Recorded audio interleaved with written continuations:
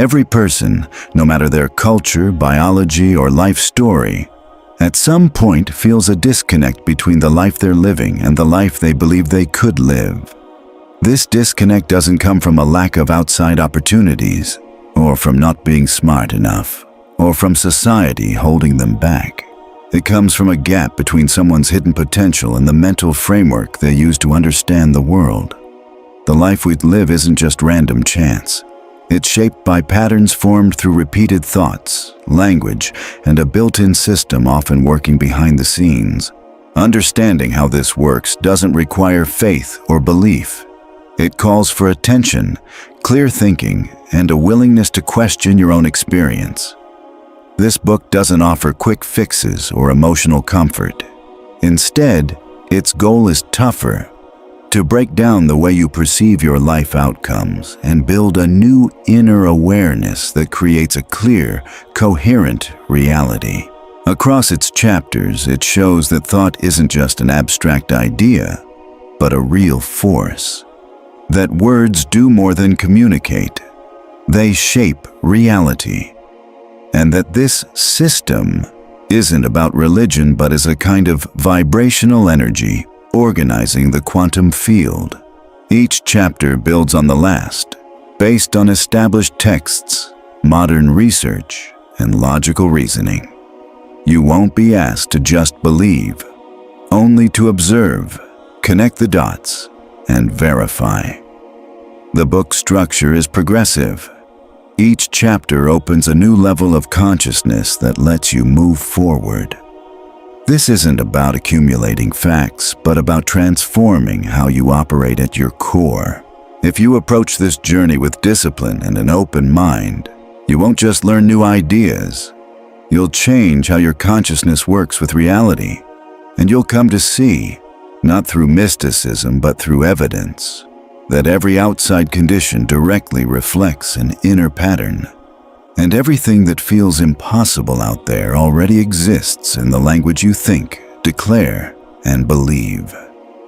Chapter 1: Alchemical Thought, the Architecture of Worlds. Nothing material ever comes into existence without first existing as a mental image in someone's mind. This idea might sound abstract, but it gets to the heart of reality. Before civilizations built temples, before empires mapped lands, even before your body spoke a word, there was thought.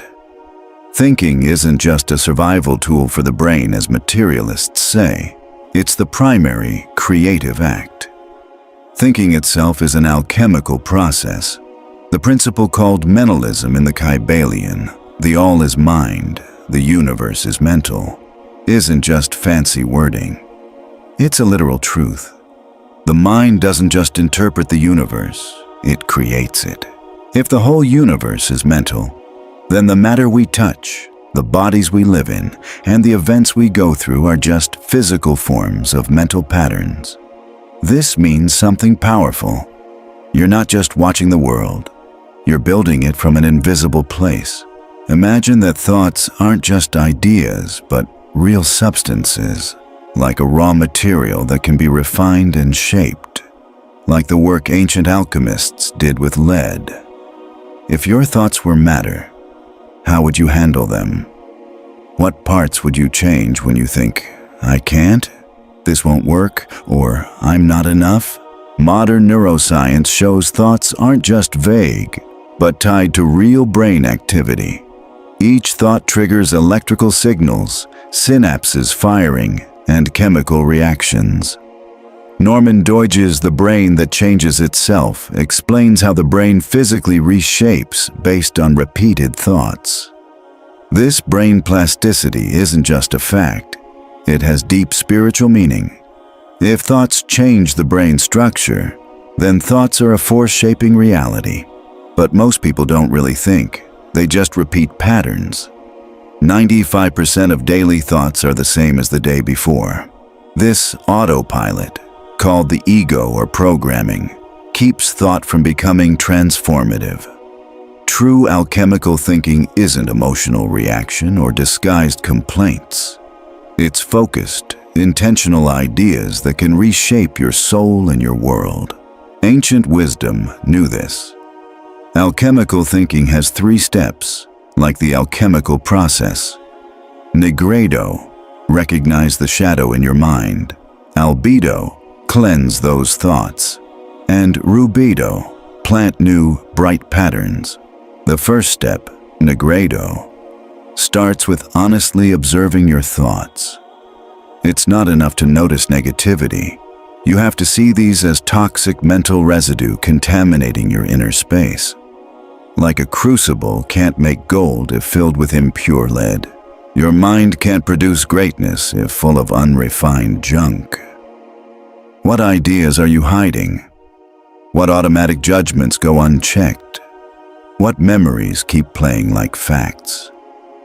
The mental alchemist doesn't complain about the past or get stuck. They dissolve it, like separating the pure metal from the dross. The second phase, albedo, is about purification, not through just positive thinking, but by breaking down false beliefs. Ideas like life is suffering, money is scarce, or love hurts are mental leftovers, and every bit of mental residue creates an outside world that matches its vibration. Here, the alchemist works like a chemist, separating substances to find the purest form. Where did you learn you don't deserve good things? Who passed down the idea that failure is unavoidable? When exactly did you unconsciously decide you were limited? Purification starts when these roots come to light, not with drama or self-pity, but with clear, precise examination. The third stage, rubedo, is the most subtle and powerful. At this point, thought stops being just analysis and turns into a seed. Thought rises to a higher vibrational level.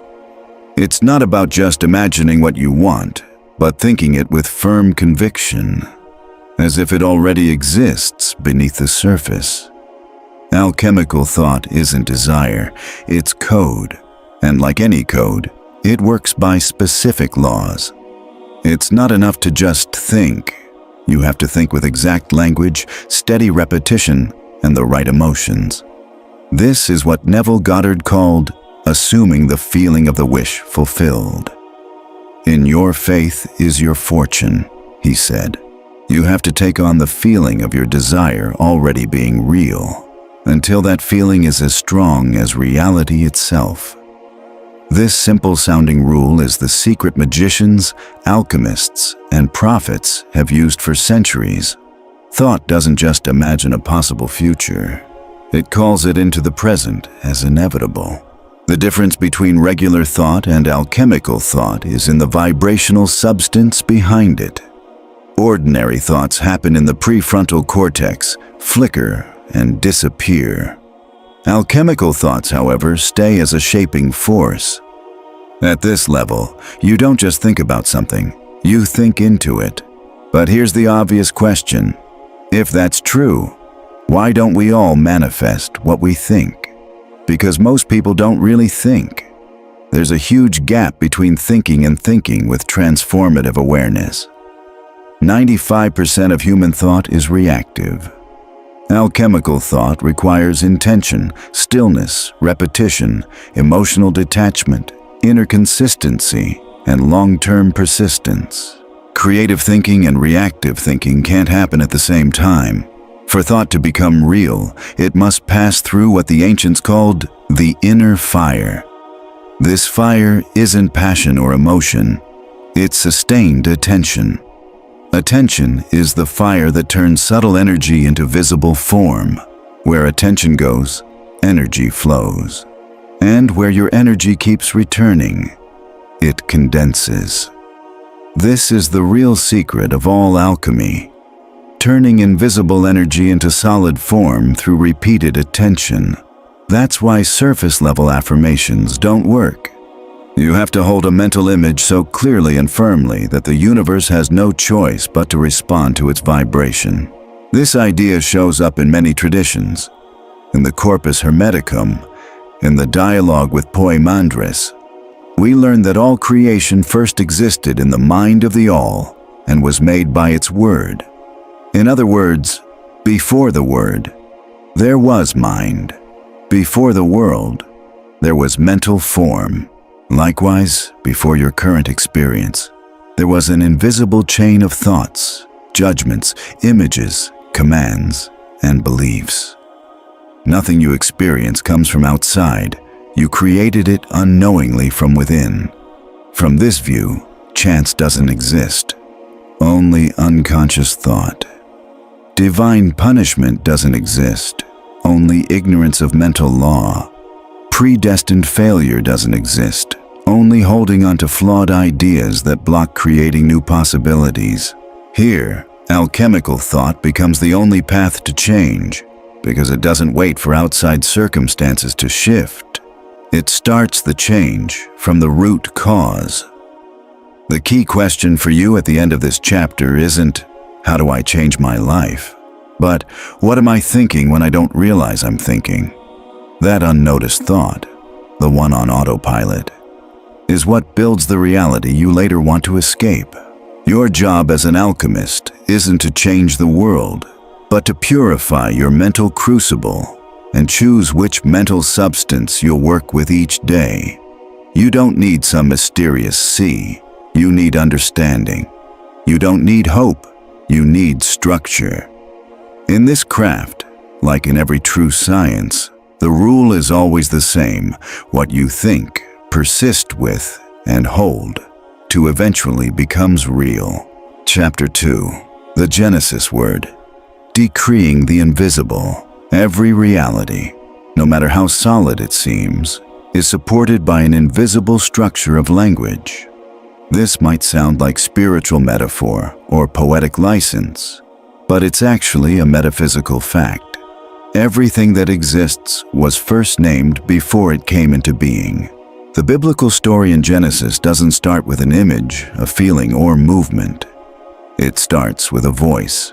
And God said, "Let there be light," and there was light. Genesis 1:3. It wasn't just thought that created the physical universe in that moment. It was the decree. The word was the bridge between mind and world. This idea isn't unique to Judeo-Christian beliefs, but shows up in nearly every deep spiritual creation story. The universe wasn't just thought into existence. It was spoken.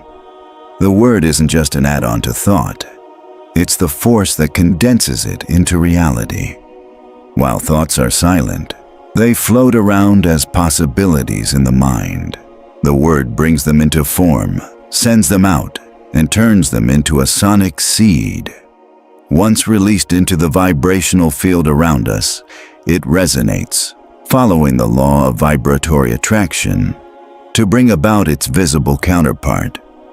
So what you say, call out, and name with repeated feeling. You invite to take shape in your life. Every word is a creative act. Neville Goddard, in Your Faith is Your Fortune, puts this clearly, breaking down shallow religious ideas. He explains that prayer isn't begging but designing.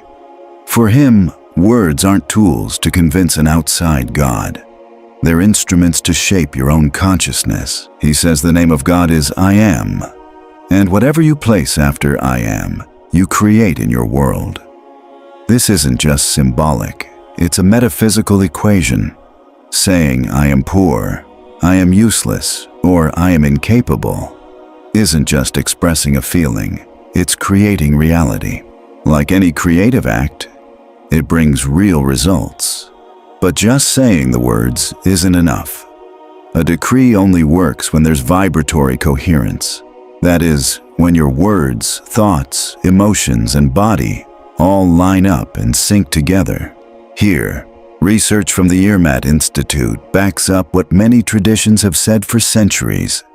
Cardiac coherence, the state where your heart rhythm, breathing, and brain activity sync up in harmony, is the best state for sending out a powerful decree.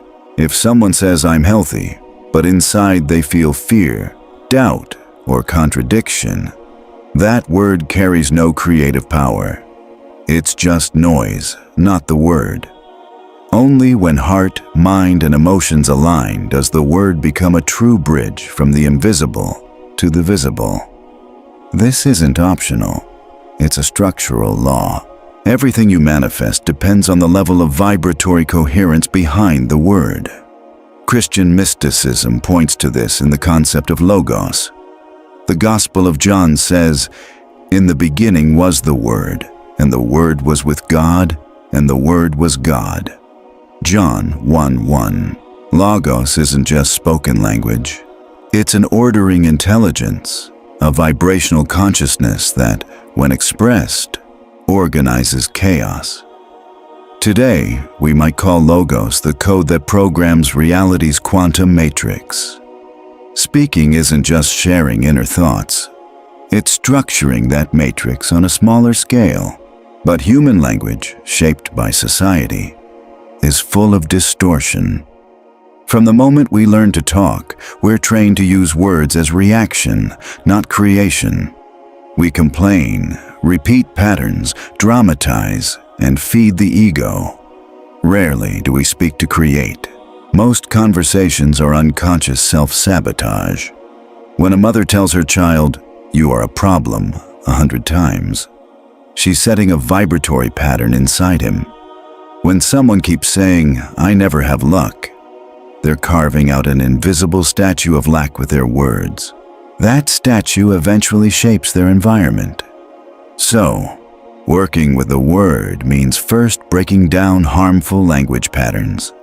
You can't decree powerfully with a mind full of junk. Just like you can't plant seeds in a field full of debris. You can't make creative decrees if your mind is clogged with judgments, cliches, emotional slogans, and collective labels. The first step is silence, not to avoid language, but to clear the space. True silence isn't about stopping language. It's about putting it in order. Only someone who's learned internal silence can speak from the creative core. Once silence clears the field, real linguistic reprogramming can begin.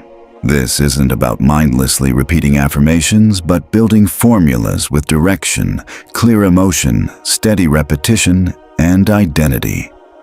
Saying "I am peace" has no power without feeling it inside.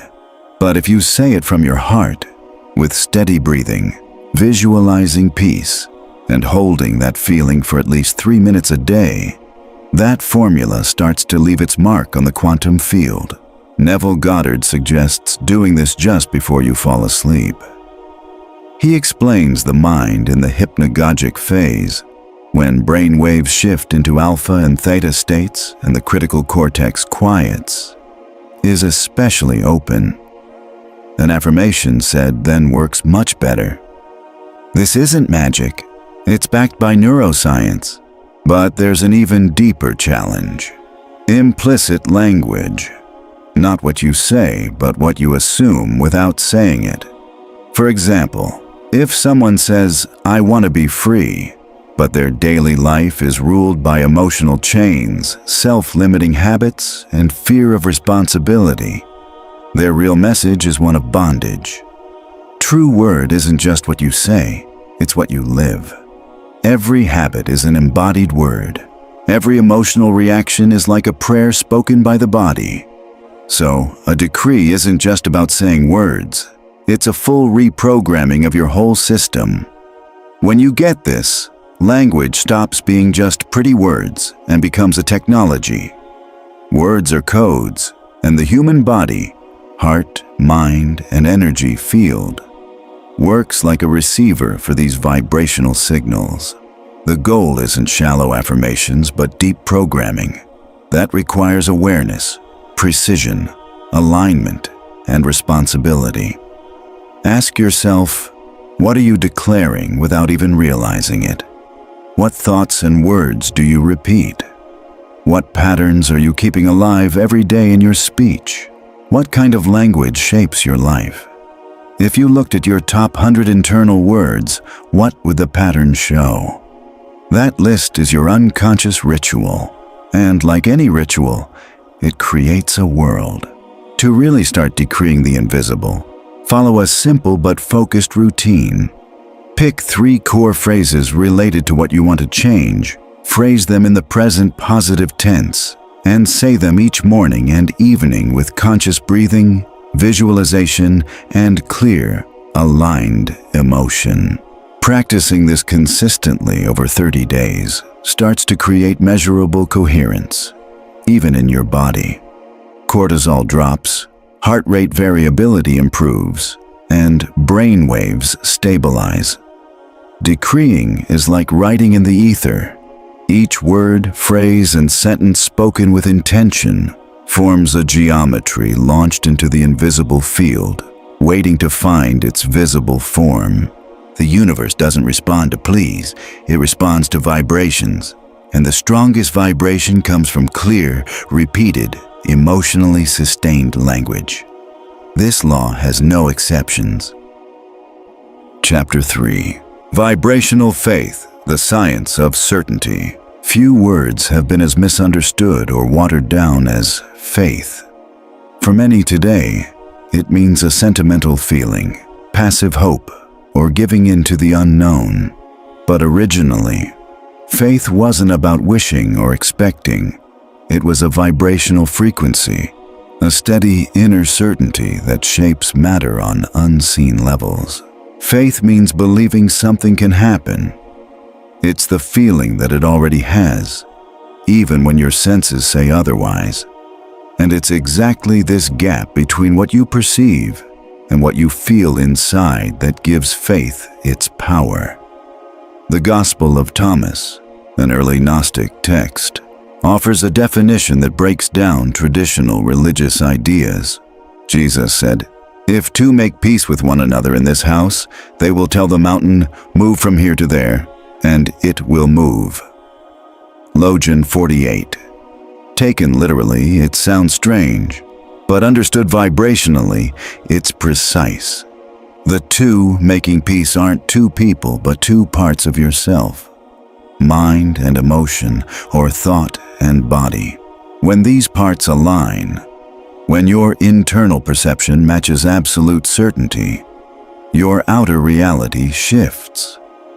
True faith doesn't show up in emotional highs or urgency. It's a measurable physiological state, a steady vibration without internal conflict. The HeartMath Institute has shown the human heart creates its own electromagnetic field, stronger and wider than the brain's.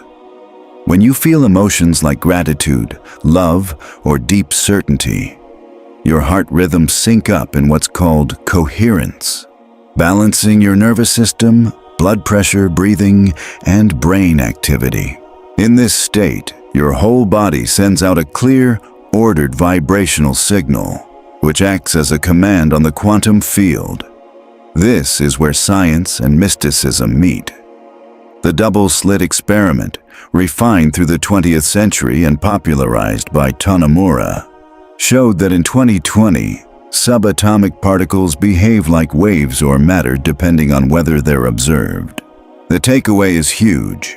The observer's consciousness helps create the physical outcome. But not every observation changes anything.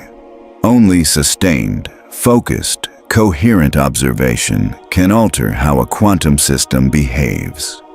In spiritual terms, this is what faith really means. Practically, faith is emotionally charged attention held so strongly it shifts what's possible outside you. It's not about hoping for good things, but living inside a state of conviction, so absolute reality can't help but reflect it. People who create real change aren't just hopeful. They shape fields of possibility, working from an internal experience of an already realized reality, not just logic. Neville Goddard gave a simple but challenging formula. Assume the feeling of your wish fulfilled.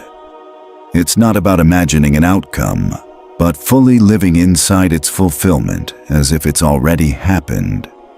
This means letting go of needing proof and suspending linear thinking. That sounds crazy to the logical mind, but to the quantum field, it makes perfect sense. Inner vibration comes before outer form. So how do you build real vibrational faith instead of a fragile belief that falls apart under pressure? The answer doesn't come from the intellect. Faith isn't just rational thought. It's consistent, emotional repetition. It's a physiological state, not just a mental attitude. So training has to start with the body. Conscious breathing, recalling gratitude, vivid multi-sensory visualization, and syncing heart rhythm with brainwaves are practical tools to build this state.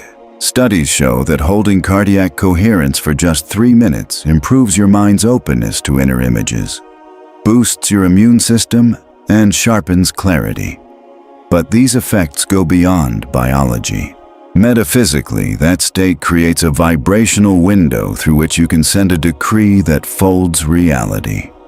When faith is a frequency, not just belief, the word spoken in that moment isn't a wish. It's an order. The problem is most people confuse faith with expectation. Expectation depends on timing, outcomes, and comparisons. True faith depends on nothing outside itself. It's independent, self-sufficient, and invulnerable. While expectation looks to a future possibility, faith acts as if the future is already here. That's why it has such power.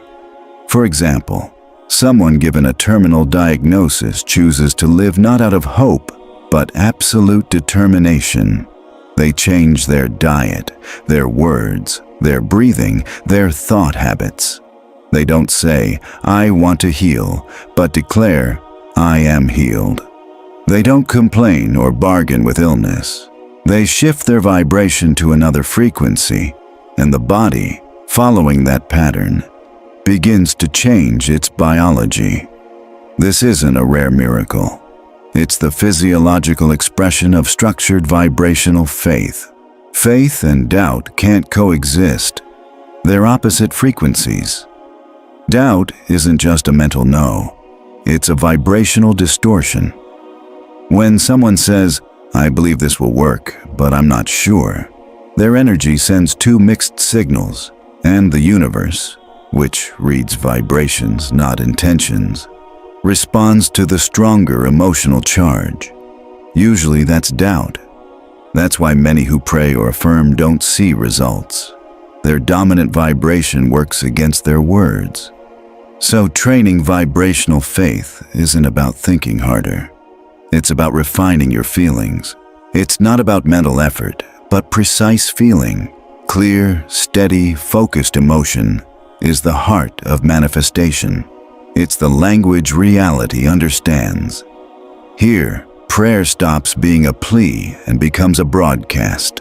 Thought stops being an attempt and becomes a frequency. One practical exercise. Pick a specific desire, state it positively in the present tense. I am loved, I am free, I am prosperous. And embed that phrase through 3 channels at once. Detailed sensory visualization, rhythmic conscious breathing, and recalling gratitude as if it's already true. Do this for 21 days, and you not only reprogram your conscious mind, but reshape your energy field. Change subconscious patterns, and build enough vibrational coherence to shift external reality. Faith isn't the path to get something. It's the condition to recognize it already exists on another level. The universe doesn't create on demand. It translates vibrations into form. And faith is the vibration that translates fastest. This understanding shatters the idea of an external God granting favors. It's not about convincing God. It's about aligning your personal vibration with the frequency where your desire already exists. Then ask yourself, what am I feeling most of the time? That's the frequency shaping your life. If you're anxious, your body sends out a distorted vibration. If you're stuck in complaint, resignation, or doubt, your field collapses.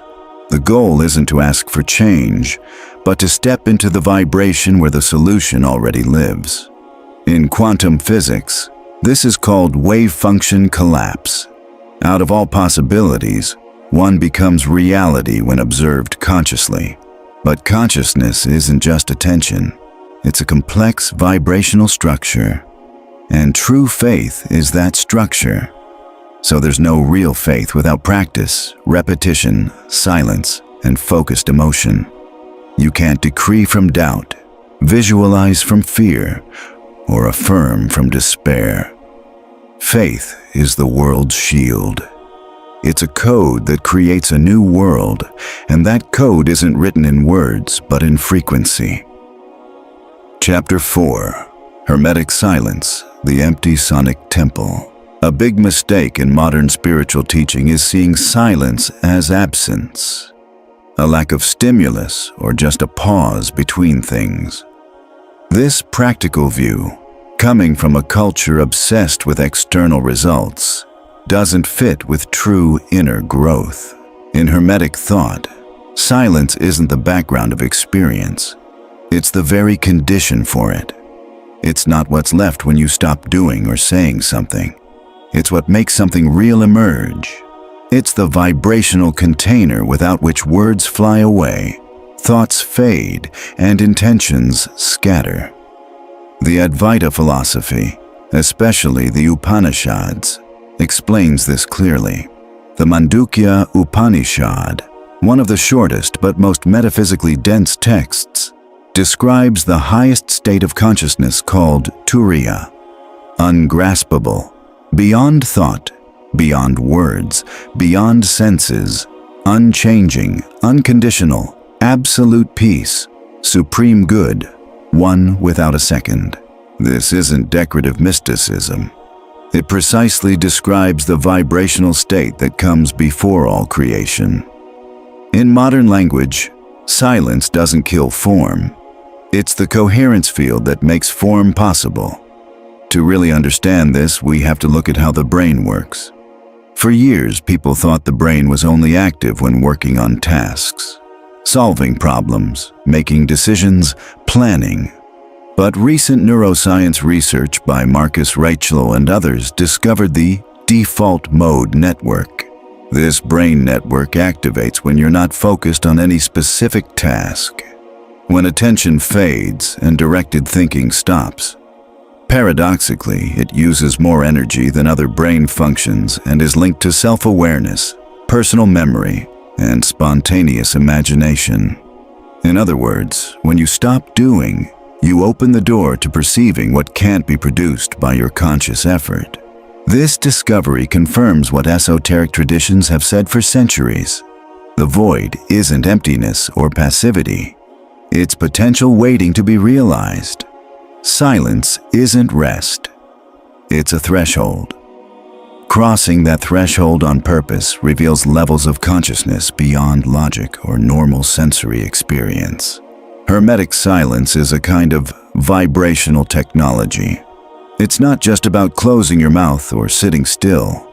It's an inner practice of gradually pulling your attention back to its source, a process of clearing stimuli that leads to a presence without objects. From that presence, everything else reshapes. Jon Kabat-Zinn, a leading researcher in meditation science, has shown through studies that steady, non-reactive mindful attention changes the brain structurally, increasing gray matter in areas that regulate emotions, shrinking the fear center, amygdala, and boosting activity in the prefrontal cortex. But what really matters here is how this affects your vibrational energy. When tension fades without resistance, your heart rhythm steadies, blood pressure lowers, and your parasympathetic nervous system kicks in, putting your body in repair mode. Energetically, this is the perfect state to receive, process, and reorganize information beyond ordinary awareness. It's no coincidence that in all initiation schools, from the Orphic mysteries to modern esoteric groups, silence is the first vow or trial. It's not about obedience or keeping secrets. It's a strict vibrational requirement. Only someone who has quieted their internal noise can start to hear the language of symbols, the vibration of numbers, and the geometry of universal thought. A beginner who hasn't developed silence can't really hear the true teaching because their mind turns everything into reaction, interpretation, commentary, or projection. That noise, no matter how clever, blocks the arrival of light. Practically speaking, this means serious seekers need to build a daily practice of structured silence. This isn't meditation as a way to relax or numb feelings. It's a deliberate practice of returning your attention to the vibrational source of being. A simple but powerful exercise is 7 minutes of inner silence. Sit upright, close your eyes, breathe rhythmically through your nose, and just watch, without trying to change anything, the flow of sensations, thoughts, emotions, and memories. Don't judge, steer, or respond. Just observe. When a word arises inside, let it fade away. When an emotion appears, feel it without labeling it. When a memory surfaces, neither hold on nor push it away. With daily discipline over 21 days, this practice transforms your relationship with your mind. The goal isn't to empty your mind, but to free your attention from the need to identify, label, or react. Once your attention breaks free from content, space opens up, and in that space, the voice beyond your conditioned self can emerge. Hermetic silence isn't just the absence of thought. It's the condition that allows the non-thought to erupt, an organizing force shaping reality from a higher level. It's what Hermestrius the mystic called the intellect that does not reason but knows. Here's a useful image. Imagine breathing hard onto a cold mirror. The surface fogs, the reflection blurs, and objects lose their sharpness. Only when you stop breathing on it does the fog clear and the image come back into focus. The mind, flooded with reactive thoughts, works the same way, clouded and blurred, mixing up content and source. Silence stops the fog, bringing back clear reflection, the ability to see what really is, without distortion. In inner work, no decree has power unless spoken from silence. No mental affirmation, no matter how precise, brings real change unless it comes from a mind cleared of noise. So working with the word must always start with working with the void. Vibrationally, the purest field is the one that sends out the least noise. From that field, any sonic geometry, words, images, intentions, gains multiplied power. The reader should understand that silence isn't the goal itself, but a structural tool. It's cultivated not to avoid the world, but to return to it with a new vibration. All real change starts when the narrative self stops. And that moment isn't reached by willpower, but by consciously pulling back. Silence isn't weakness. It's the vibrational framework of the soul. No path, whether mystical, scientific, artistic, or therapeutic, moves forward without including silence as a core step. Big decisions don't happen in noise. Insights don't come from internal chatter. If the voice of being is to speak, it only does so at the edge of stillness. And that stillness, while it seems simple, is one of the hardest practices in human growth, because it faces you completely, without stories, excuses, or mental shields. That's where the real work begins. So, if you want to master the word, reprogram your mind, consciously manifest, or deepen spiritually, you first have to enter the empty sonic temple, not passively, but with full intention, not as a one-time trick, but as your daily foundation. It's in that formless temple that true power shows itself. Chapter 5. The Violet Flame. Transmuting memory and karma. Any serious attempt at spiritual transformation runs into a fundamental challenge. Memory. This isn't just about what we consciously remember, but the huge network of subconscious impressions, emotional patterns, and inherited influences passed down through generations. In esoteric traditions, this memory is called karma, while modern science talks about epigenetic inheritance. You can't just ignore it, avoid it, or wipe it out with willpower alone. It has to be transformed. From an energetic perspective, the most powerful tool for this transformation is the violet flame. Most people think of karma as some kind of moral punishment carried over from past lives. That's not only inaccurate, it actually gets in the way of real freedom. Karma isn't a judge or a punishment system. It's simply all the unprocessed choices, unresolved feelings, and stuck thoughts still active in our energy field. Basically, karma is unprocessed vibrational memory.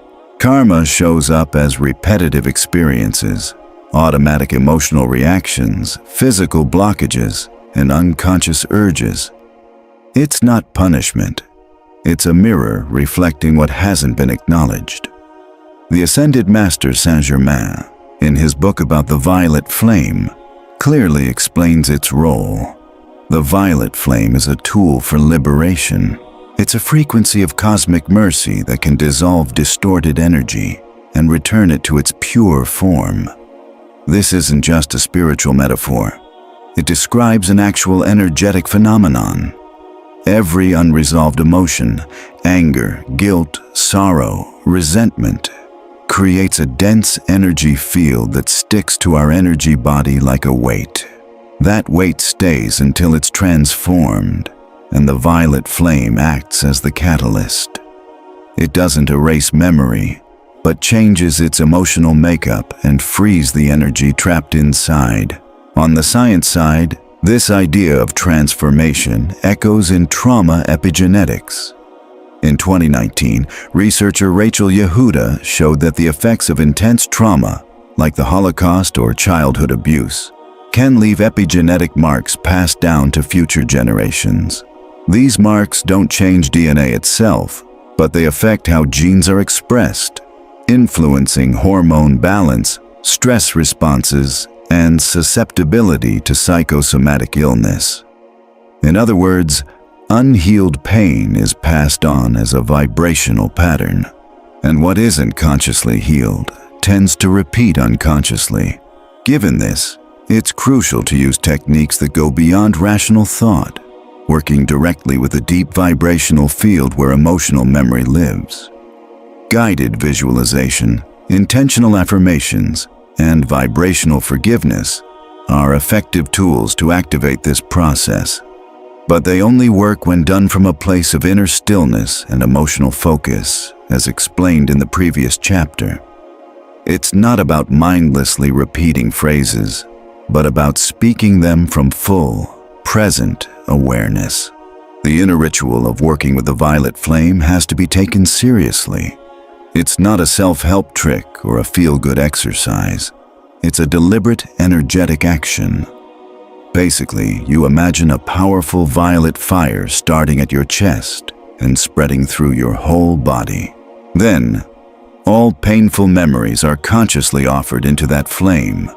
Mistakes, guilt, inherited patterns, harsh judgments, unspoken resentments, one by one, without analysis, shame, or drama. You simply acknowledge them and let them go. This visualization is combined with a decree that acts as a vibrational command. The classic one from Saint-Germain's lineage is, "I am a pillar of the violet flame that consumes and transmutes all discordant energy, past, present, and future, in me and around me, here and now." When said from a place of coherence, this decree isn't just a psychological statement. It works on an energetic level. Its power comes from the frequency behind the words, not just the words themselves. Saying it for 7 minutes daily over at least 21 days rewires perception, clears leftover energetic charge, and opens up space for new insights. Another practice is vibrational forgiveness, based on the traditional Ho'oponopono formula. This isn't about emotional reconciliation or logical reasoning. It's about energetic cleansing. The key phrase, "I'm sorry, forgive me, I love you, thank you," isn't directed at anyone else, but at the inner pattern fueling the conflict. Repeating it quietly or silently acts like a code that breaks down unconscious blocks. The goal isn't to forgive another person, but to fully accept that everything we see is a vibrational projection. And so it can be cleansed at its root. Transmutation isn't denial. It's not about ignoring pain or spiritualizing wounds. It actually requires facing distortion directly, without judgment, story, or escape. Only then can it be offered to the subtle fire. What resists persists. What is surrendered transforms. But surrender here isn't passivity. It's an intentional energetic choice, a decision to clear your own energetic debt. Karma isn't a cosmic ledger, but an unresolved inner relationship. And healing it depends on truly seeing, accepting, and letting go. Emotional memory isn't a barrier to illumination. It's the raw material. Presence has to be here for transformation to happen, and that transformation doesn't come from passive reflection, but from conscious action. The violet flame doesn't erase your personal history. It shifts its frequency. Through that shift, what was once a wound becomes wisdom. What was once a burden becomes a resource. And what was once repetition becomes freedom. It's important to understand that this work can't be handed off to someone else.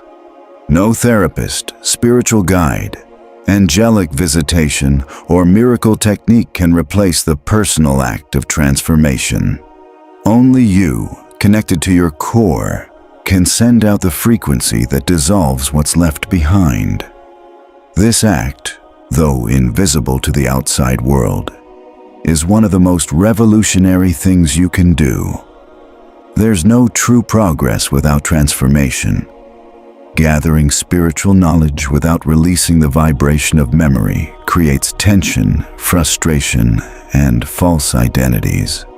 So before you set a new destiny in motion, you have to burn away the invisible chains holding you back. The violet flame isn't just a symbolic decoration. It's a precise, demanding, and effective tool. You don't have to believe in it, just practice it. And its effect isn't emotional, it's structural. What was locked in as trauma can be released as compassion. What was stuck as a pattern can be turned back into available energy. But only if you offer it to the flame with total commitment, without nostalgia, guilt, or bargaining. Freedom isn't a gift. It's an internal burning, and the violet flame is its instrument. Chapter 6. The Law of Rhythm. Dancing with the Shadow. Everything in the universe moves in cycles. No natural event, human feeling, or stage of growth goes in a straight line or keeps expanding forever. There's a built-in vibrational rhythm in reality that pushes each process toward a turning point once it reaches its peak. This principle has been known for ages in many traditions. In Hermetic teaching, it's called the principle of rhythm, summed up in the Kybalion as, everything flows and ebbs. Everything has its times of moving forward and pulling back. Everything rises and falls. The swing of the pendulum shows up everywhere. This isn't just a casual observation. It's a fundamental law that works on both the big scale, planetary orbits, historical cycles, cosmic climates, and the small scale, moods, thoughts, body rhythms, social trends. Understanding this law and working with it intentionally is one of the most advanced tools of inner transformation.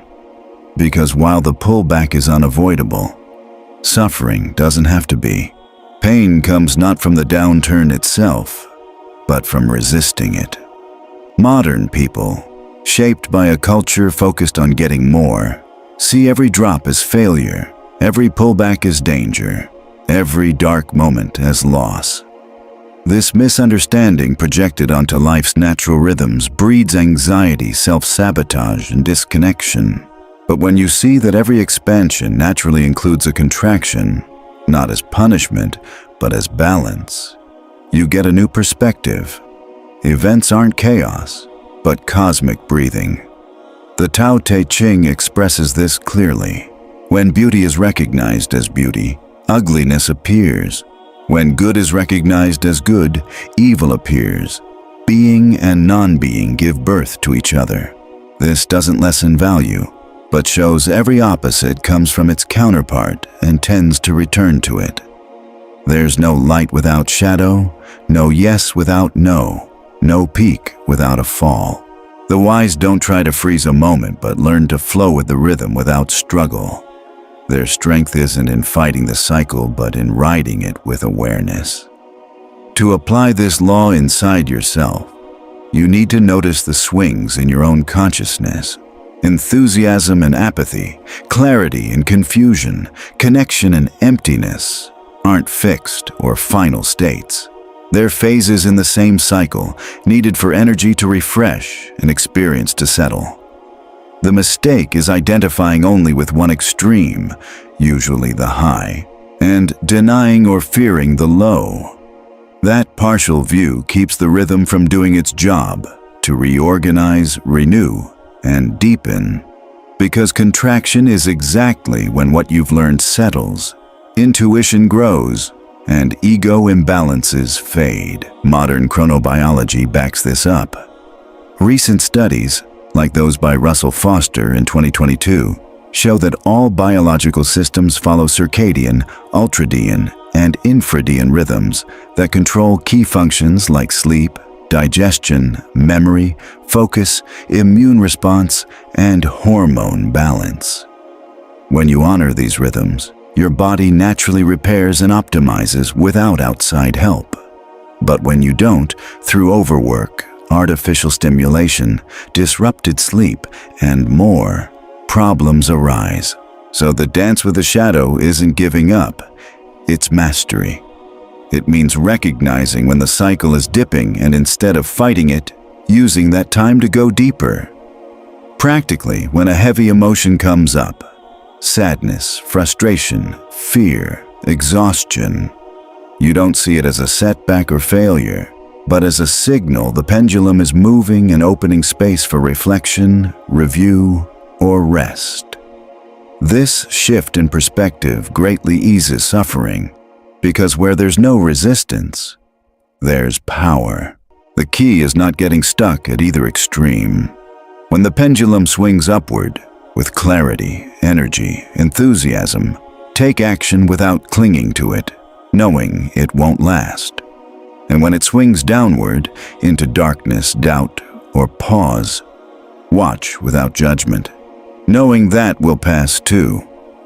This kind of detachment isn't indifference, it's vibrational wisdom. Living this way makes you immune to outside ups and downs, able to stay centered through success and failure, fullness and loss. Because you understand nothing is permanent, everything moves, and only movement is real. A common mistake for beginners on any spiritual path is seeing a setback as proof they can't do it. They think that if they felt peace and then fear shows up again, they've lost what they gained. If they understood something and then get confused, they've failed. But real learning isn't about avoiding the shadow. It's about recognizing it as part of the rhythm. Every fall prepares you for a deeper rise. Every night holds the seed of new light. The ups and downs aren't failures. They're recalibration. A good example is the farmer planting seeds. They know the seed disappears underground. They don't see this as death, but as part of the process. For weeks, nothing is visible, but they trust that the dark, hidden phase is necessary. Only someone who doesn't understand rhythm would dig up the seed to check, and that impatience ruins the growth. Likewise, within the soul, there are times to sow and times to harvest, times to expand and times to retreat. Confusing these cycles throws off inner transformation. So, someone who masters rhythm becomes their own sovereign. They don't rely on outside circumstances to feel at peace. Their calm doesn't ride the emotional waves. They don't chase the highs or fear the lows. They know every cycle has its place, and fighting it only causes chaos. Their strength comes not from steady states, but from understanding that nothing lasts forever. You can build this understanding through a simple practice. At the end of each day, jot down in a journal the moods and states you went through, no judgment or analysis. Just recognizing them as parts of the pendulum's swing. Over time, patterns emerge. Expansion follows contraction. Certain feelings trigger physical reactions. Everything flows continuously. This exercise, think of it as mapping your inner rhythm, sharpens your sensitivity and gradually tunes your body and mind to the universal pulse. And that's the goal. Not to stop rhythm, fix a moment, or avoid the shadow, but to dance with the pendulum with skill, moving with it like you would with a greater force. Not trying to control it, but not letting it control you either. That dance is true freedom. You can't avoid movement, but you can choose how to move with it. Everything that's alive pulses. Everything that's alive breathes. The soul that tries to stay still misunderstands itself. Only those who accept movement can cross the cycle of eternal return without getting stuck. Because it's not about holding the pendulum center, but about knowing how it swings and, with that knowledge, no longer being driven by it. Chapter 7. Vibration and Cardiac Coherence. The technology of feeling. In the search for expanded awareness, most spiritual traditions have focused on thought as the main tool for creating reality. But recent research and mystical teachings agree that the key to maintaining a high vibration state isn't just rational thought. It's the alignment of mind, emotion, and breath. This alignment creates a measurable state called cardiac coherence, a physiological and energetic condition where signals from the heart, brain, and nervous system synchronize. This not only brings immediate physical benefits, but also expands perception, changing how reality is experienced and shaped. The science behind this is solid, not just metaphorical. The IRMAD Institute has shown how heart rate variability, HRV, the tiny millisecond by millisecond changes between heartbeats, reflects how coherent or scattered our emotional and mental state is. When someone is stressed, anxious, or holding resentment, their HRV becomes irregular and chaotic. These disorganized patterns destabilize both body and mind. But when a person intentionally calls up feelings like gratitude, love, compassion, or acceptance, their HRV smooths into regular waves, producing a coherent signal that balances the sympathetic and parasympathetic nervous systems.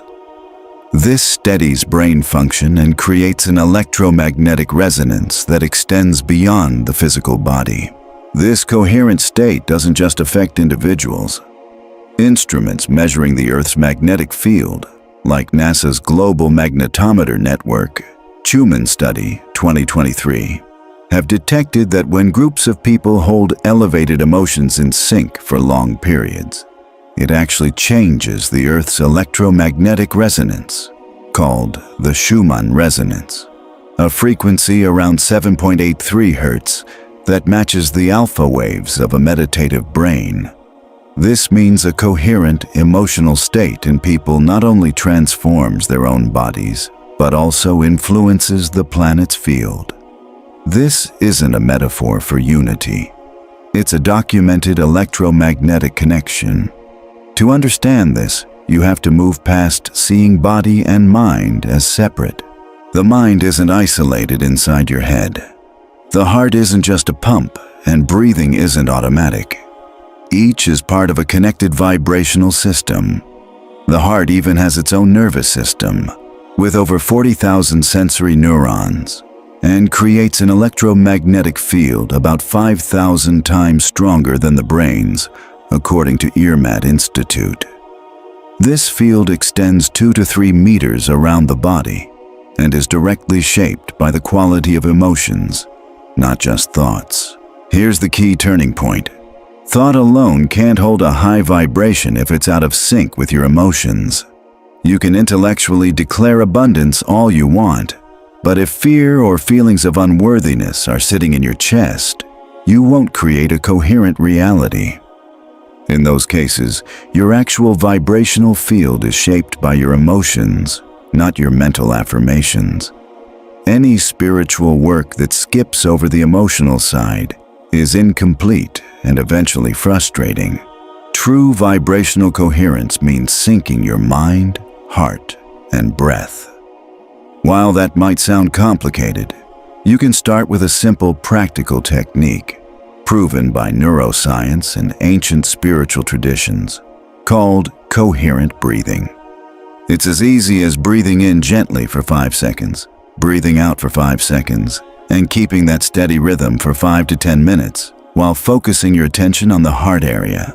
At the same time, you intentionally bring up a high-level feeling, gratitude, appreciation, or compassion, not just thinking about it, but really feeling it inside. This simple practice puts you into a state of coherence that reorganizes your autonomic nervous system, shuts down stress responses, and opens you up to subtler levels of perception. Psalm 46:10 captures this perfectly. Be still and know that I am God. This isn't just a spiritual phrase. It's actually a technical instruction. Be still means calming internal physiological fluctuations. Know means opening to direct awareness. I am God doesn't mean an external deity, but refers to the creative principle that only shows up when you reach coherent silence. A coherent heart isn't just a healthy biological organ. It's a gateway to higher intelligence. Different mystical traditions have highlighted this idea in their own way. In Eastern Orthodox Christianity, for example, practitioners focus on the prayer of the heart, repeating the divine name internally and syncing it with breath until the heart itself becomes a spiritual sensor. In Sufism, the practice of dhikr, the repeated chanting of God's name, is meant to be deeply felt in the chest, not just spoken aloud. Beyond religion, these practices all point to the same inner technology, syncing thought, feeling, and breath to access higher reality. The important question for you is, what frequency are you operating from right now? Not what intention you hold or what affirmation you say, but what actual measurable frequency are you radiating? Life doesn't respond to what you want. It responds to what you vibrate. And vibration depends on the quality and stability of your emotional state, not just the strength of your thoughts. Changing that field can't be done by just thinking differently. It has to be consciously induced. That means coming back to a daily coherence practice. 5 minutes when you wake up, 5 minutes before bed, slow breathing, heart-focused attention, and calling up gratitude. No technology is more advanced than this because it's not just a technique. It's a total reprogramming of your vibratory system, and the effects go beyond just you. Long-term studies from the Lermat Institute show that people who maintain coherence for weeks report not only better physical and mental health, but also more synchronicities, better relationships, spontaneous solutions, and clearer perception. In other words, the universe responds more precisely when your vibration is coherent. This is the real law of attraction. Not some magic formula, but structural resonance. To understand it, you have to drop the illusion that your mind alone controls reality. The mind interprets, organizes, and plans, but it can't emit a stable enough signal on its own. Only when emotion and breath line up with thought does the signal become coherent, steady, and effective. That signal shapes the events, people, and opportunities that come into your life. If you wonder why your affirmations don't work, why your prayers feel unanswered, or why your visualizations don't show up, don't look at your desires. Look at your frequency. Frequency is felt in the body, not figured out in the head. It's sensed in the chest, not reasoned in the brain. That's why daily cardiac coherence practice isn't just a suggestion. It's a fundamental requirement for real transformation. Anyone who masters this can return to coherence anytime using just their breath. They won't depend on their environment, other people, or circumstances. They become their own source of coherence.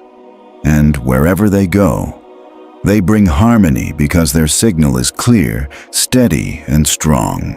And the universe, as an electromagnetic field, responds in kind. Chapter 8. The Inner Mirror.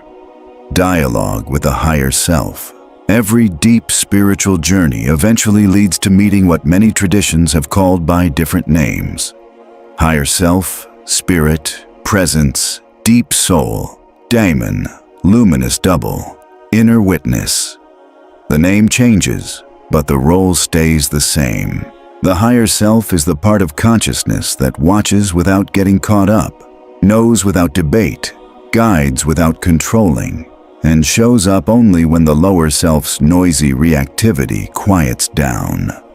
It's not tied to ego or personal history, yet it's everywhere. It's the unconditioned core of who you are. You can't summon it on a whim or manipulate it with desire because it doesn't respond to ego-driven patterns. It reveals itself only when the thinking mind is quiet and the inner witness wakes up. This isn't some mystical secret, but a structure of consciousness that can be consciously developed. One of the clearest and most effective ways to connect with this guidance is through reflective automatic writing, a method that blends non-judgmental observation, open questioning, letting go of logical control, and welcoming non-linear insights. This technique has been supported by both depth psychology and esoteric mysticism.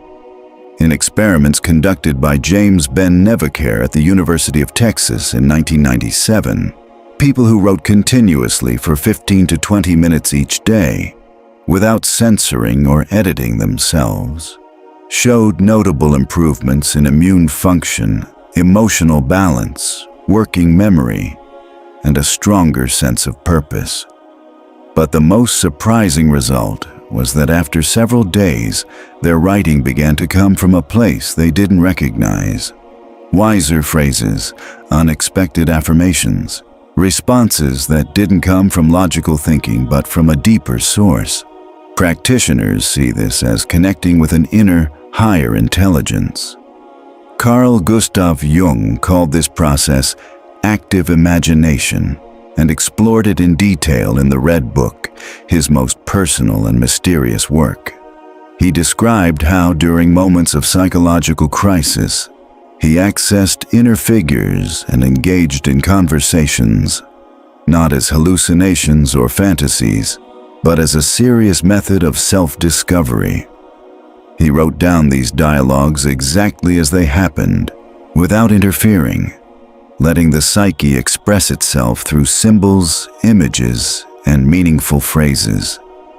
In one entry, he wrote, "My soul said to me, 'If you do not ask, I cannot answer you.'"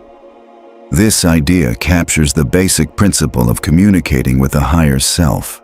This deep intelligence only responds to those who ask without expectations, judgments, or attempts to control. The Gnostic text, Pistis Sophia, one of the most complex symbolic works in Christian mysticism, describes how the soul, while rising through the spheres of archons, is guided by inner revelations given by the light of lights, only when it admits its ignorance and cries out from the depths. In one passage it says, "And Sophia cried, 'O light of lights, I have been separated from your abode. Hear me from the regions of my affliction, for only in my fall do I recognize your height." This reveals a key truth. The higher self isn't activated by gathering more knowledge, but by letting go of mental control. Only when the mind accepts its limits does greater wisdom appear. The method here follows a clear structure. First, create a physical and mental space free of distractions, ideally at the same time and place every day to build a habit. Second, start with an open-ended question without pressuring yourself for an immediate answer. Third, write non-stop for at least 15 minutes without correcting or stopping, letting whatever comes flow, even if it sounds strange. Early on, writing helps clear out the surface noise of the mind. But if you keep going, new patterns will show up. Unexpected phrases, symbolic images, fragments with a different tone, as if another intelligence is speaking from a deeper place. It's important not to jump to conclusions. Understanding comes later. The goal isn't to create polished, logical writing, but to open a channel to the part of you that knows before thinking. That's the higher self. It may show up as an inner voice, intuition, image, or clear impulse. But the key is that it doesn't speak like your usual self. It doesn't try to reassure or please you. It aims to set you free. Sometimes its messages can be uncomfortable, but they always free you because they highlight exactly what you need to see and overcome. Anyone wanting to try this doesn't need prior belief, just persistence and willingness to write without filtering yourself for 21 days straight. At the end, read your entries backward, from day 21 to day 1. You'll notice something has shifted, not just what you wrote, but how you wrote it. The language will become more direct, firm, and clear, as if a second consciousness is gradually taking over your inner dialogue. This is the higher self, not just an idea, but a living presence. An intelligence that doesn't argue because it perceives from a different dimension. A voice that doesn't reason but simply knows. A force that doesn't control but reveals, and only shows up when the ego steps back enough not to get in the way. It's important to realize this isn't some rare experience for special people. The higher self is built into the human spirit. Everyone has it. Few listen, even fewer follow it because its guidance, while always true, often clashes with the ego's preferences. It doesn't say what you want to hear.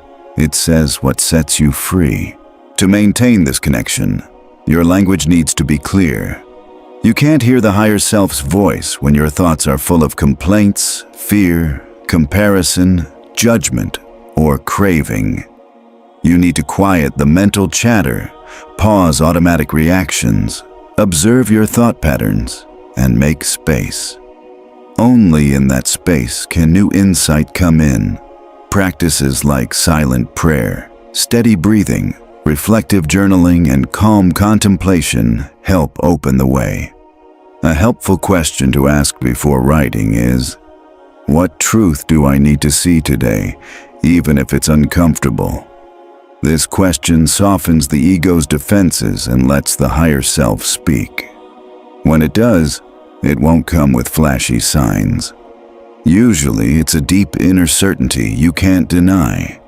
A simple phrase that reorganizes your mind. A feeling of, this is what I need to do, even without logical explanation. That's the language of the higher self. Clear, straightforward, and freeing. Once you hear it, you can never go back to your old way of thinking without some discomfort, because your soul has tasted a higher way of thinking, and though it may stumble again, it already knows where to turn to rise once more. Chapter 9.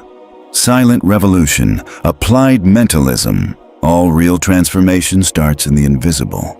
The external changes you can see, a shift in behavior, a new environment, a different relationship, or changes in health or finances, are always the final step in a chain that began in the non-physical.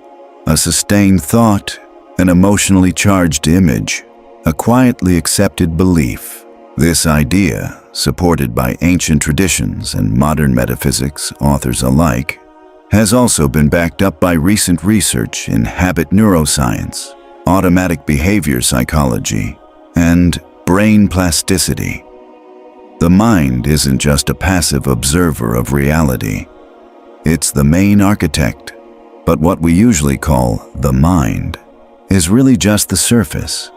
Beneath conscious thought is the repetitive pattern of automatic thinking, also called the subconscious, where the seeds of our manifested reality live.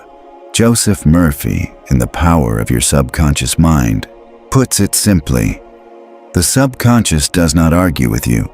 It accepts what your conscious mind decrees. This isn't just a spiritual metaphor, it's a practical rule. The subconscious doesn't distinguish between truth or falsehood, right or wrong, or what's desirable or not. It constantly takes in what it's told and turns those messages into external reality. If you silently repeat things like, "I never have luck," "People always disappoint me," or "Money is scarce," those emotionally charged and repeated statements get programmed into your subconscious without you even realizing it. The results you see in your life will line up with that programming, even if consciously you want the opposite. So, to make a real change, not just a passing wish or a temporary emotional boost, but a deep transformation, you have to intentionally work on the internal language that's charged with emotion and repeated often. When done consistently and measurably, this can lead to results as obvious as physical changes from muscle training. The mental space, though invisible, is flexible and trainable. The key is to approach mental reprogramming with the same discipline you'd use for any high-performance physical training. Psychologist Wendy Wood, in her 2019 book Good Habits, Bad Habits, found that about 43% of our daily actions happen automatically, without conscious thought or choice. That means nearly half of what we do, say, feel, or think is controlled by mental and emotional habits wired deep into our brain networks. Changing that system isn't about a one-time decision or a random affirmation. You need a way to plant new seed thoughts that gradually replace the old ones. This chapter offers a 21-day plan. Not a quick motivational fix, but a solid, applied mentalism practice. Here's how it works. For 21 days in a row, choose one seed thought each day. A short, positive affirmation in the present tense, with no negatives or conditions, and say it at least 5 times daily. When you wake up, before lunch, after lunch, at dusk, and before bed. But don't just say the thought. Imagine it, visualize it, and feel it like it's already true. It doesn't matter if your outer reality hasn't caught up yet. What counts is exposing your subconscious repeatedly and emotionally to a new instruction. Some example seed thoughts. My body is full of radiant health. Everything I need comes to me easily. I am supported by perfect intelligence. What I give comes back multiplied. I am ready for the good that's on its way. Choose your thought consciously and keep it front and center throughout your day. At the same time, keep a gratitude journal. Not just a random list, but a focused tool. Every night, write down 3 specific things you're thankful for that day and explain how your seed thought may have influenced those moments. This trains your mind to look for confirming evidence in your life, reinforcing the subconscious imprint and speeding up the new pattern's development. The biggest mistake in this kind of conscious manifestation is impatience. People expect one thought to erase years of old programming. They want their reality to shift before they've built a solid, consistent energy. But the law is clear. You reap what you sow, not just what you wish for. Planting mental seeds takes emotional repetition, steady visualization, verbal consistency, and written tracking. Meditating now and then or repeating affirmations on the surface isn't enough. What really changes the subconscious is a mix of focused attention, heartfelt emotion, and steady discipline. If you keep this process up for 21 days straight, It does more than just shift your perception. It actually rewires the neural connections tied to your self-image, expectations, baseline emotions, and how you interpret neutral events. In brain science terms, the circuits supporting the new pattern get stronger, while the old ones weaken. At the subconscious level, the mind doesn't really tell the difference between what's real and what's vividly imagined. If something is imagined with enough detail, repetition, and emotional charge, it becomes part of how your consciousness operates. Along the way, you might run into internal resistance, conflicting thoughts, doubts, discouragement, mistrust, or even a pushback against the practice. These reactions don't mean you're failing. They're signs that the old system is being challenged. Your old neural networks are trying to stay active by throwing up defensive thoughts. You just have to push through and keep going. Only those who get past this mental discomfort manage to install a new pattern. It's best not to share this process with skeptics or look for outside approval. This work is quiet, personal, and independent of what's going on around you. That's why it's called a silent revolution. It transforms everything from the inside out, without noise, announcements, or fanfare. Eventually, your environment starts reflecting the new signal you're putting out, not as some random miracle, but as the natural result of your new frequency. The mind is the most powerful tool a person has, but only when it's disciplined, focused, and fed with clear, consistent thoughts. Left on autopilot, it just repeats your surroundings, the news, old wounds, social fears, and family expectations. It doesn't create, it just copies. The revolution is breaking that cycle and building a new thought matrix grounded in steady conviction, not emotional hype, but rational belief. This is the real practice of mentalism, and like any real revolution, it doesn't start with some big event. It begins with a small, repeated action, a steady thought, a written phrase, a vivid image, a new habit. 21 days is enough to get started, but if you keep going for 63 or 90 days, the changes won't just be internal. Your whole experience will begin to reflect the new pattern, formed with exact precision. Once your mind is trained, creating takes no effort, just consistency. And when that new pattern becomes automatic, life stops being a reaction and starts being a projection. Chapter 10. Divine Love, the hologram that contains everything. At the highest levels of spiritual insight, you realize that no metaphysical law, vibration, or manifestation method stands apart from a bigger, more inclusive, and less understood field. Divine love. This isn't about sentimental or theological ideas. It's not about human love based on liking someone or getting something back. Divine love, in the strictest sense, isn't an emotion or a virtue. It's a frequency that organizes all manifestation. Put simply, it's the unified field that supports every other force, principle, and dynamic. From this view, love isn't a moral consequence. It's the structural foundation of the universe. The Christian tradition, in its original form, stated this plainly: whoever does not love has not known God, because God is love. 1 John 4:8. Outside of its religious context, this points to a fundamental equivalence between the source of life and the field of impersonal love. The most detailed explanation of this idea comes in 1 Corinthians 13. If I speak in the tongues of men or of angels but do not have love, I am only a noisy gong or a clanging cymbal. If I have prophetic powers, if I have all faith, but do not have love, I am nothing. Here, love isn't just a moral virtue, but a way to understand how laws rank. Even the creative principle discussed earlier loses its power if it's not supported by the vibration of love. This idea is clearer when we look at the unified field concept introduced by Baden in Debon Matrix and expanded in his 2024 research. According to this view, everything in the universe, from atoms to galaxies, is part of a coherent energy network that responds to the observer's emotional vibration. Crucially, this network works best when fed by a stable form of unconditional love. This isn't philosophy. It's backed by experiments.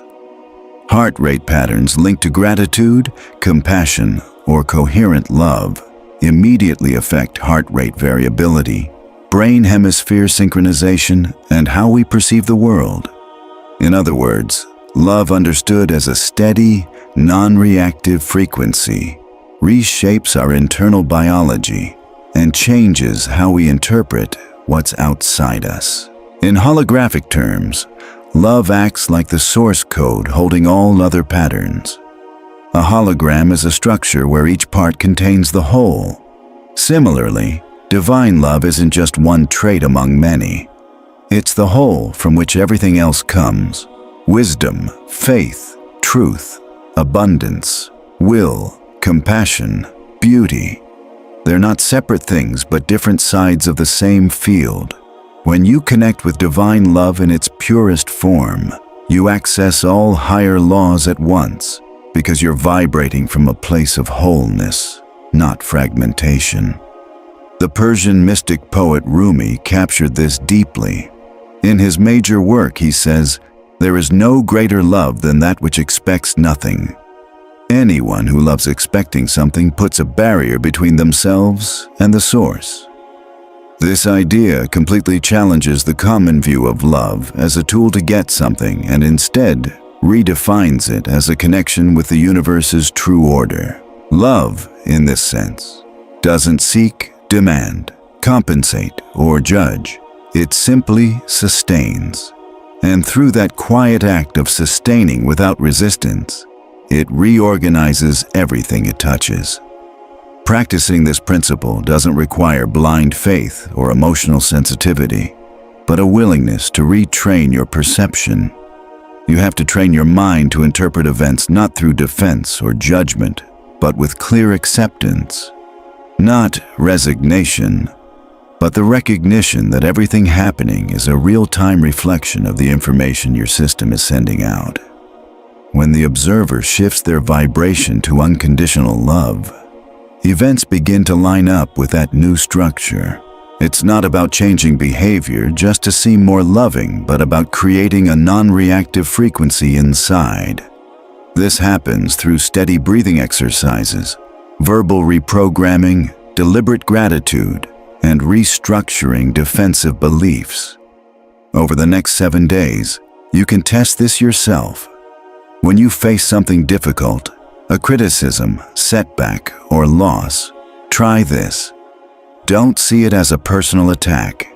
Instead, say to yourself something like, "This too is part of a greater plan leading me to good." Then watch what shifts inside you and around you. If you keep practicing this, it changes the baseline frequency of your autonomic nervous system and brings clarity that doesn't depend on outside outcomes. This is training that turns love into an active force, not just emotional comfort. Practically speaking, to love doesn't always mean feeling affection.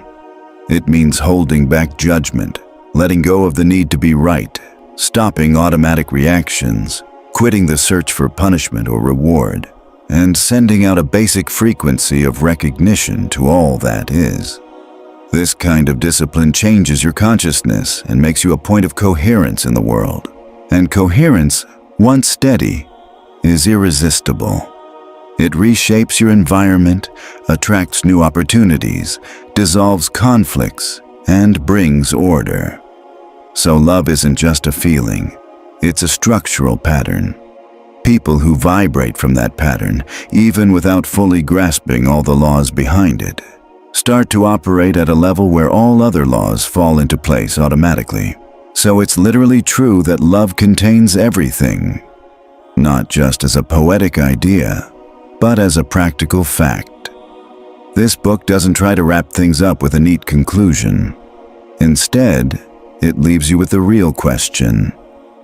From what frequency do you choose to operate? You can keep trying to change the outside world, struggling with events, mastering mental techniques, learning new laws.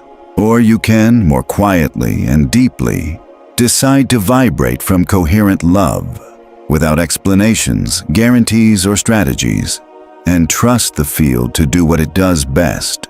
Reflect back exactly the vibration it gets. This is where the book ends, but not its purpose. If you've truly understood what's been shared here, you know every word written is a vibrational instruction. By integrating these chapters, you haven't just gained information, you've shifted your own field. Now everything depends on the frequency you choose for your next word, thought, or action, because everything unfolds from there, and from there, the world is created.